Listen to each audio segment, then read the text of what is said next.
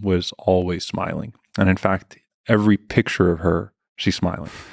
And at her funeral, people talked about her smile, that she would smile at everyone. And that was kind of her thing. So if you were left out of a gathering, she was smiling at you and she'd kind of welcome you in. I remember my mom to be content. She was a woman of prayer and a woman of contentment. So I used to see her in her prayer clothes all the time.